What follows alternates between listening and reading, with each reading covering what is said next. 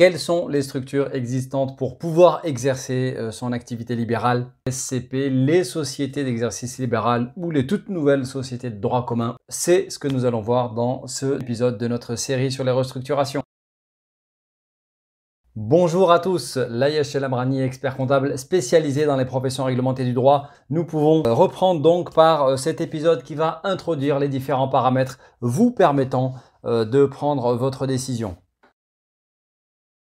Troisième caractéristique, et évidemment pas des moindres, la fiscalité. Selon le choix qui sera fait, si nous prenons le choix de l'entreprise individuelle ou de la SCP, ce sera une fiscalité à l'impôt sur le revenu, c'est-à-dire que la société ou l'entreprise individuelle sera transparente et ceux qui seront imposés seront l'associé ou les associés, les titulaires qui seront imposés à l'impôt sur le revenu. Il faudra faire avec la lourdeur de la double comptabilité, compte d'engagement puis ensuite compte à trésorerie, nous verrons pourquoi.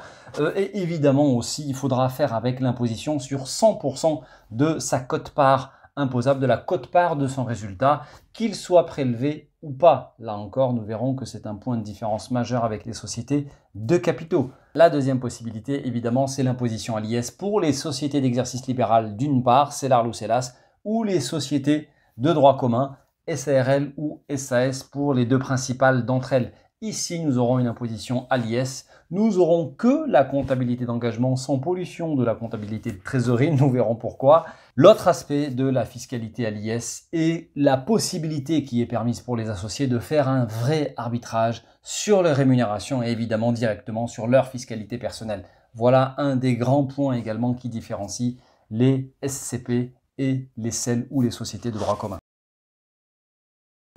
Quatrième point, le statut social de l'associé. Et là, nous verrons qu'il y a des points communs entre les différentes formes.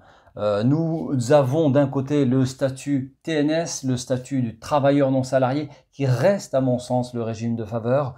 Et là, que ce soit une entreprise individuelle, une SCP, une CELARL ou une SARL pour prendre les dernières sociétés, quelle que soit la forme juridique, nous pourrons relever du régime TNS, du régime des travailleurs non salariés selon son niveau de détention dans le capital. L'autre statut étant celui d'assimilé salarié pour les associés minoritaires de CELARL ou de SARL ou alors pour les associés de SAS ou de CELAS. Nous verrons l'impact majeur qui existe sur cette forme sociétale assimilé salarié.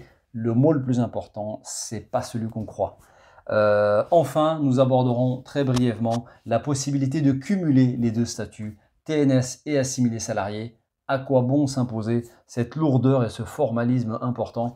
Nous verrons quels arbitrages ce cumul peut nous amener à faire, tout en faisant attention évidemment à ne pas risquer l'abus de droit, notamment la nouvelle définition, et devant lequel ce cumul peut nous mettre de manière beaucoup plus rapide qu'antérieurement. Cinquième aspect, et là encore celui-ci n'est pas à négliger, celui de l'endettement. Quand il s'agit de racheter des parts ou d'acheter un office, se posera toujours la question de qui achète. Est-ce que c'est la personne physique qui achète? Et si c'est une entreprise individuelle ou une SCP, c'est forcément la personne physique. On verra pourquoi dans ces cas précis, le coût parfois peut être exorbitant. Et quand il s'agit d'une société de capitaux, là encore, la personne physique peut acheter, mais il existe des alternatives pour éviter à la personne physique d'acheter directement, soit en se restructurant et en faisant racheter ça par une société d'exercice ou par une société holding. Là encore, nous verrons quels peuvent être les intérêts, notamment du point de vue de l'endettement et de la capacité à rembourser rapidement.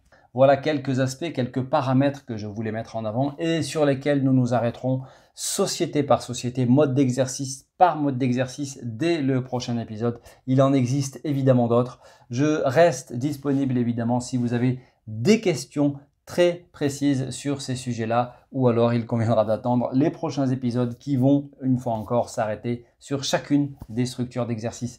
Merci pour votre attention et à très bientôt. Au revoir.